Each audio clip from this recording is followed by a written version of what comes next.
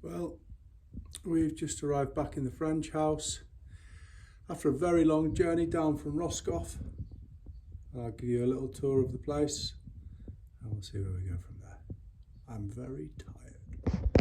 So here we are back in the tiny house in France. It's nice to be back. No mouse poo or anything, which is great when we first arrived after a year and a bit.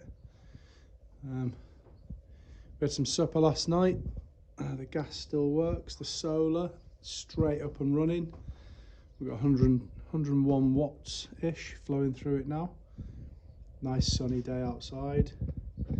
Got the fridge going, little fridge, tiny fridge. Charged my phone last night. We've got lights running off it as well, and that's after a year of no running whatsoever, which is magic.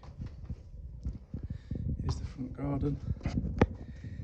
Slept in the tent last night, which was really nice.